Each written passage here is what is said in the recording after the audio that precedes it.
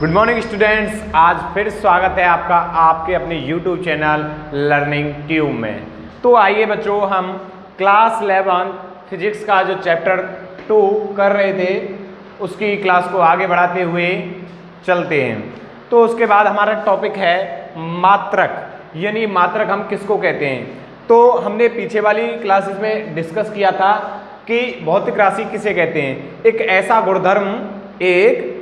गुणधर्म जो वस्तुओं में अंतर प्रदर्शित करता है, यानी अगर हम ये दो मार्कर ले लें, इन दोनों में कुछ ना कुछ अंतर होगा, किसी ना किसी गुणधर्म के आधार पर अंतर होगा। उस गुणधर्म को हम बच्चों क्या कहते हैं, उस गुणधर्म को ही हम भौतिक राशि कहते हैं। इन दोनों में मान लीजिए द्रव्यमान अलग अलग है, वजन जो है अलग अलग है, तो द्रव्यमान का अंतर हो गया, तो यहाँ पर द्रव्यमान क्या है, एक भौतिक राशि। उसके बाद बच्चों हमने डिस्कस किया था कि भौतिक राशि के जो प्रकार हैं वे कितने हैं। 3 प्रकार निर्भरता के आधार पर हमने आपको बताए थे। सबसे पहला मूल राशि। मूल राशि किसे कहते हैं, वे राशि जो किसी पर निर्भर नहीं करती और इस ब्रह्मांड की जितनी भी राशि हैं मूल राशियों से बनाई जाती हैं। नंबर सेकंड आता है बच्चों व्युत्पन्न राशियां, यानी वे राशियां जो मूल राशियों से उत्पन्न की जाती हैं, और 2 पूरक राशियां बताई थी बच्चों। उसके बाद देखिए, कोई भी हमारे पास भौतिक राशि है,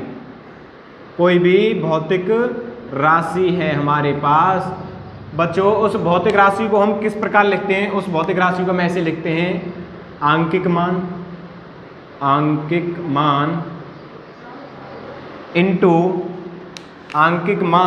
इंटू मात्रक। अगर हमें कोई भी भौतिक राशि लिखनी है तो हम किस रूप में लिखेंगे बच्चों, आंकिक मान इंटू मात्रक। तो हम किसी भी भौतिक राशि को किस रूप में लिखते हैं दोस्तों, हम किसी भी भौतिक राशि को इस प्रकार लिखते हैं, आंकिक मान इंटू मात्रक। लिखकर देखते हैं बच्चों, हम कोई भौतिक राशि ले लेते हैं, मान लीजिए द्रव्यमान, यानी अगर हम द्रव्यमान की बात करें तो द्रव्यमान को हम कैसे लिखते हैं, मान लीजिए ऐसे लिखते हैं 5 kg। तो अब इसको मिटा देते हैं। क्या द्रव्यमान हम खाली 5 लिख सकते हैं दोस्तों? क्या हम द्रव्यमान को खाली 5 लिख सकते हैं? क्या कोई बता सकता है 5 का मीन्स क्या है? 5 टॉपी है, 5 कुल्फी है, कुछ भी हो सकता है, 5 सेंटीमीटर है, 5 मीटर है। यदि हम लिख देते हैं 5 kg तो बता सकता है कि ये द्रव्यमान की बात हो रही है, 5 kg कोई द्रव्यमान है। तो इसमें बच्चों हमारा जो 5 है वो आंकिक मान है और जो kg है वो हमारा मात्रक है। बच्चों समझ में आया कि हम किसी भी भौतिक राशि को किस रूप में लिखते हैं, आंकिक मान इंटू मात्रक के रूप में। हम किसी भी भौतिक राशि को इस प्रकार लिखते हैं, आंकिक मान इंटू मात्रक के रूप में। इसी प्रकार बच्चों मात्रक की जो डेफिनेशन है उसे लिखिए सभी बच्चे, हम बोर्ड पर लिखते हैं, इसको रफ कर लेते हैं। मात्रक की जो डेफिनेशन है उसे सभी बच्चे लिखेंगे। तो बच्चों हमने क्या किया, मापन का ऐसा मानक आधार जिसके गुणज के रूप में भौतिक राशि को लिखा जाता है। दोबारा से रिपीट करिए, मापन का ऐसा मानक आधार जिसके गुणज के रूप में भौतिक राशि को लिखा जाता है, उसे हम भौतिक राशि का मात्रक कहते हैं। किसी भी भौतिक राशि का मात्रक हो उसे हम किस प्रकार लिखते हैं, अभी बताया था। किसी भी भौतिक राशि को हम कैसे लिखते हैं, मात्रक और आंकिक मान के गुणनफल के रूप में। यदि हम किसी भी भौतिक राशि को लिखते हैं, मान लीजिए द्रव्यमान को लिखते हैं, द्रव्यमान इक्वल टू ये लिख दिया हमने 5 kg। तो बच्चों ये किस प्रकार है, ये भौतिक राशि है। कोई भी द्रव्यमान एक मूल राशि है। मूल राशि हमने लिखी 5 kg, तो 5 यहाँ पर आंकिक मान है, kg यहाँ पर मात्रक है। तो डेफिनेशन को ज्वाइंट करिए इसके साथ, मापन का ऐसा मानक आधार जिसके गुणज के रूप में ये दोनों आपस में गुणा के रूप में लिखे हुए हैं, गुणज के रूप में भौतिक राशि को लिखा जाता है। यानी भौतिक राशि किस रूप में लिखी गई है, आंकिक मान के साथ मात्रक के गुणा के साथ। यानी हम कह सकते हैं मापन का ऐसा मानक आधार जिसके गुणज के रूप में भौतिक राशि को लिखा जाता है। यहाँ पर गुणा हो रहा है। आशा करता हूं आपकी समझ में आ रहा होगा। उसी प्रकार हम अगली हेडिंग की तरफ चलते हैं। देखिए बच्चों, तो आइए आगे की तरफ चलते हैं। बच्चों आप सबको पता होगा, नहीं पता है तो हम बता देते हैं। कुछ दिनों पहले, कुछ दिन नहीं कह सकते, कुछ वर्षों पहले क्या था, हर एक देश के अलग अलग मात्रक थे अपने। इंडिया के अलग मात्रक थे, अमेरिका के अलग मात्रक थे और चीन के अलग मात्रक थे। अलग अलग देशों के अलग अलग मात्रक हुआ करते थे। तो बच्चों उसमें क्या हुआ, जब मान लीजिए हमारे देश का कोई भी नागरिक, कोई भी व्यक्ति अमेरिका चला जाए, वहाँ पर कहने लगे भाई एक पाव सब्जी दे दे, एक पाव कोई भी हमें शुगर दे दे, एक पाव शुगर दे दे, तो उनको तो यही नहीं पता है पाव किसे कहते हैं।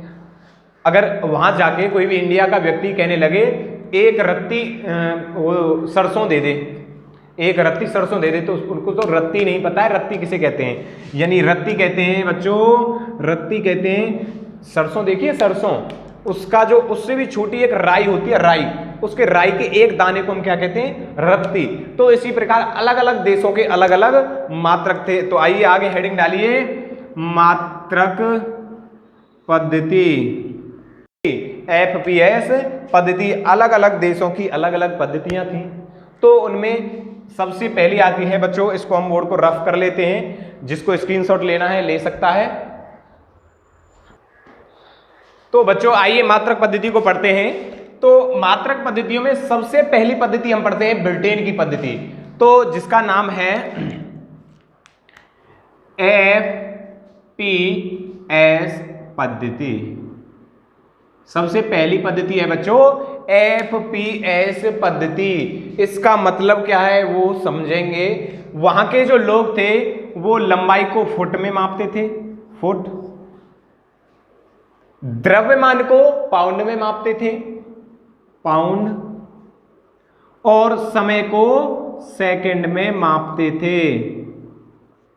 बच्चों जो हमारी FPS पद्धति थी उसके अनुसार हम लंबाई को फुट में मापते थे, P यानी पाउंड यानी द्रव्यमान को पाउंड में मापते थे, और समय यानी सेकंड यानी समय को हम सेकंड में मापते थे। उसी प्रकार हम अगली पद्धति को पढ़ते हैं, नंबर सेकंड। नंबर सेकंड बच्चों हमारी पद्धति है CGS, CGS पद्धति, CGS पद्धति। उसके अनुसार बच्चों जो हमारा C है वो दिखाता है लंबाई को यानी सेंटीमीटर में, cm यानी सेंटीमीटर, सेमी। बच्चों G4 होता है ग्राम, यानी द्रव्यमान को ग्राम में मापते थे, और S4 सेकंड यानी समय को सेकंड में मापते थे। यानी CGS पद्धति के अनुसार हम जो है लंबाई को सेंटीमीटर, G4 ग्राम, द्रव्यमान को ग्राम में, और टाइम यानी टाइम को हम सेकंड में मापते हैं। उसके बाद बच्चों अगली पद्धति की ओर चलते हैं, जो हमारी तीसरी पद्धति है। तीसरी पद्धति का नाम है बच्चों MKS पद्धति, MKS पद्धति। बच्चों MKS पद्धति के अनुसार हम क्या देखते हैं, हमारी जो लंबाई है उसे हम मापते हैं मीटर में, लंबाई को मापते हैं मीटर में। K4 kg किलोग्राम, यानी द्रव्यमान को मापते हैं किलोग्राम में, और S4 सेकंड यानी टाइम को मापते हैं सेकंड में। बच्चों अभी तक आपने क्या पढ़ा है, अभी तक हमने पढ़ा है मात्रक पद्धति। उसमें पहली पद्धति पढ़ी हमने FPS पद्धति। FPS पद्धति में क्या होता है, FPS पद्धति में होता है जो हमारी लंबाई है उसको हम फुट में मापते हैं, द्रव्यमान को पाउंड में मापते हैं, और समय को सेकंड में मापते हैं। किसमें, FPS पद्धति में। नंबर सेकंड आती है CGS पद्धति।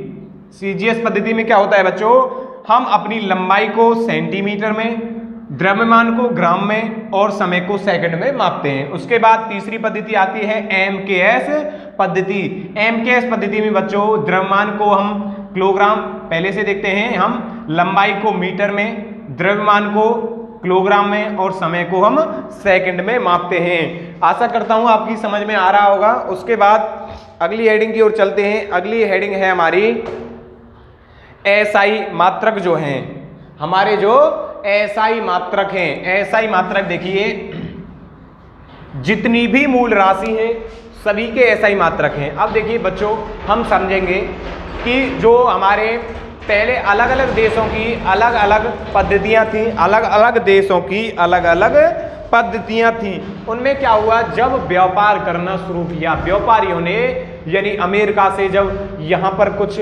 व्यापार का सामान आने लगा और यहाँ से कुछ बिकने के लिए वहाँ पर जाने लगा, तो तोल में, वजन में, जो हम वजन तोलते हैं, नाप तोल में कमी आई, तो सभी ने मिलकर क्या किया, SI मात्रक उत्पन्न किया, यानी SI पद्धति चलाई। उसमें क्या होता है बच्चों, SI पद्धति के अनुसार SI मात्रक में क्या होता है, तो बच्चों जब व्यापार, दोबारा से सुनते हैं कि जब व्यापार करना आरंभ किया, तो व्यापार जब करना आरंभ किया तो क्या हुआ, हमारे नाप तोल में कमी आई। यानी यहाँ पर हम कहते थे हमारा एक सेर, और एक सेर का मतलब होता है बच्चों 1 kg, गांव की भाषा में एक सेर, और हम उस एक सेर को कहते हैं 1 kg। तो हमारे देश के कुछ नहीं जानते थे कि 1 kg किसे कहते हैं, अमेरिका के नहीं जानते थे कि एक सेर किसे कहते हैं, तो उन्होंने मिलकर SI मात्रक उत्पन्न किए। SI मात्रक में क्या होता है, पूरे देश के लिए एक ही प्रकार के मात्रक होते हैं। यानी जैसे हम किसी भी, मान लीजिए 1 kg शुगर है, kg को पूरे देश में सब जानते हैं कि 1 kg हम इतने से कहते हैं। तो उसी प्रकार जितनी भी हमारी मूल राशियां हैं, उन मूल राशियों में प्रत्येक का SI मात्रक होता है। जैसे हम लिखते हैं बच्चों, इसका स्क्रीनशॉट ले लीजिए आप, हम तब तक इसको रफ करके लिखते हैं, इधर लिख लेते हैं। नंबर फर्स्ट, लंबाई का SI मात्रक। बच्चों लंबाई का SI मात्रक है हमारे पास मीटर, लंबाई का SI मात्रक है हमारे पास मीटर। उसके बाद सेकंड नंबर आता है हमारे पास, लंबाई के बाद आता है बच्चों द्रव्यमान। द्रव्यमान का SI मात्रक है, तो देखिए हमने सब ये लिख लिए हैं SI मात्रक। SI मात्रक किस काम आए, जब व्यापार करना शुरू किया तो नाप तोल में थोड़ी दिक्कत हुई, तो इसलिए सभी पूरे विश्व के लिए एक ही मात्रक बना दिए SI मात्रक। तो लंबाई के लिए मीटर, द्रव्यमान का SI मात्रक किलोग्राम, समय का SI मात्रक सेकेंड, विद्युत धारा का SI मात्रक एम्पियर, तापमान का SI मात्रक केल्विन, पदार्थ की मात्रा का SI मात्रक मोल, और ज्योति तीव्रता का SI मात्रक कैंडेला। उसके बाद बच्चों हमारे पास 2 पूरक राशियां और बची हुई थी, उन 2 पूरक राशियों के भी हमारे पास SI मात्रक हैं, समतल कोण और ठोस कोण। समतल कोण का SI मात्रक होता है रेडियन, यानी हम कोण को मापते हैं रेडियन में। बच्चों हम अपने कोण को मापते हैं रेडियन में, दोस्तों हम कोण को मापते हैं रेडियन में। उसके बाद आता है ठोस कोण। ठोस कोण का जो SI मात्रक है दोस्तों वह है स्टेरेडियन। हमारे ठोस कोण का SI मात्रक है रेडियन, यानी स्टेरेडियन, सॉरी, ठोस कोण का SI मात्रक है स्टेरेडियन और समतल कोण का SI मात्रक है रेडियन। बच्चों देखिए दोस्तों, आपको अगर मेरी वीडियो अच्छी लगी तो उन्हें लाइक कीजिए, चैनल को सब्सक्राइब कीजिए और कमेंट करके जरूर बताएं आपको वीडियो कैसी लगी। यदि आपको किसी टॉपिक पर कोई भी प्रकार की परेशानी है तो टॉपिक को कमेंट करें, मैं उस पर आगे वीडियो जरूर बनाऊंगा। आशा करता हूं आप सबकी समझ में आ गया होगा। आप सभी स्क्रीनशॉट ले सकते हैं, उसके बाद इसको रफ करते हैं। और बच्चों जो भी क्लास 10th की वीडियो में टाइम से डाल रहा हूं, डेली आपके लिए वीडियो प्रोवाइड की जा रही है, और कोशिश करूंगा अभी 12th क्लास की फिजिक्स भी स्टार्ट की जाए। तो आप कमेंट करके मुझे बताएं किसी भी टॉपिक पर कोई परेशानी हो, चैनल को सब्सक्राइब करें, वीडियो को लाइक करें। इसी के साथ मैं आपसे विदा लेता हूं।